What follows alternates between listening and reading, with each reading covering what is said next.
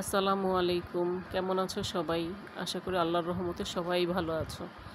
আজকে আমি রান্না করব সজনে পাতা। পুষ্টিগুণে ভরপুর এই সজনে পাতা অনেকেই খেতে পছন্দ করে, অনেকেই পছন্দ করে না।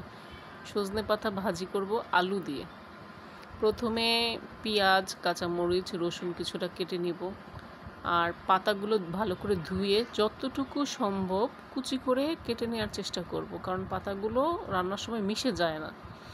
যতটা সম্ভব হয় পাতলা করে কেটে নিতে হবে। আমিও চেষ্টা করেছি পাতলা করে কেটে নেওয়ার জন্য।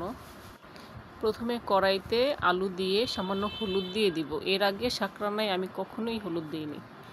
হলুদ দিলে নাকি শাকের রঙটা ভালো হয়, দেখা যাক। এরপর কুচিয়ে রাখা সজনে পাতা আলুরগুলোর সাথে দিয়ে দিব। পরিমাণ মতো লবণ দিয়ে দিব। লবণ একটু কম দেওয়াই ভালো, এই শাক তেতো, লবণ বেশি হয়ে গেলে আরও বেশি তেতো হয়ে যায়। কেটে রাখা পেঁয়াজ, কাঁচামরিচ দিয়ে 5 মিনিটের জন্য ঢেকে রাখবো। 5 মিনিট পর আলু এবং শাক কিছুটা নরম হয়ে গেলে একটু নেড়ে দিব। সজনে পাতা কিছুটা খসখসে, তাই আরেকটু সময় নিয়ে সিদ্ধ করতে হবে।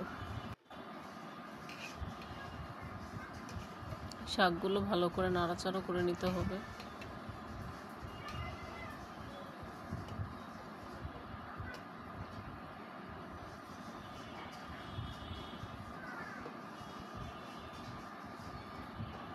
আলুগুলো হালকা করে ভেঙে দিব।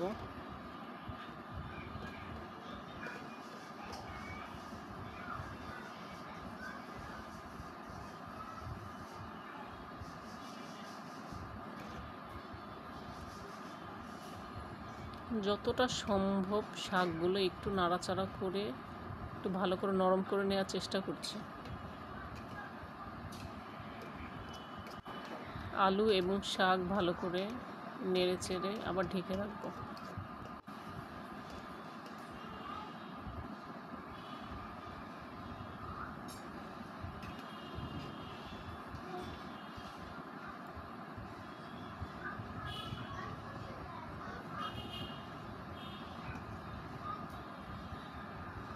শাক সিদ্ধ হয়ে গেছে,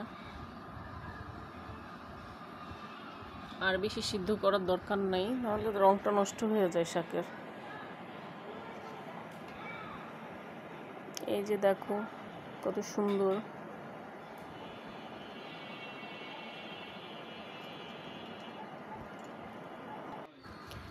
এখন রসুন আর শুকনো মরিচ হালকা বাদামি করে ভেজে নিব।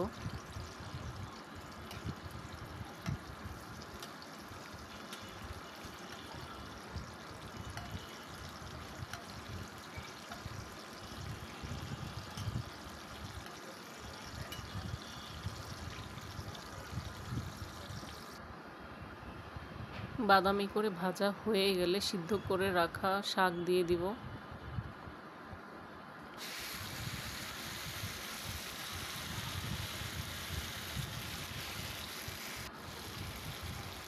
ভালো করে নেড়ে চেড়ে নিতে হবে।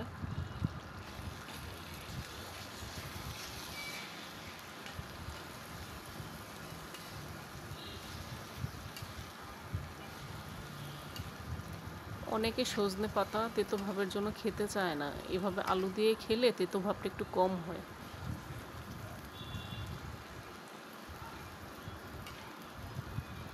যারা তেতো ভাবের জন্য সজনে পাতা খেতে চান না, তারা এইভাবে একটা আলু দিয়ে খেয়ে দেখতে পারেন।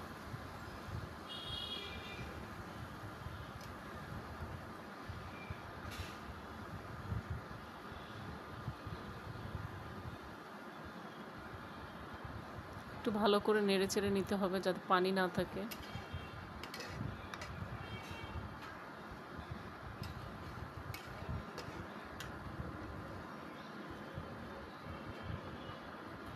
আলু দেওয়ার কারণে কিছুটা মাখা মাখা হয়ে গেছে শাকটা, সুন্দর লাগছে দেখতে।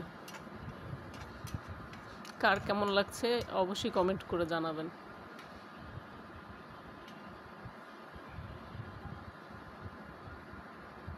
তৈরি হয়ে গেল আলু দিয়ে সজনে পাতা ভাজি।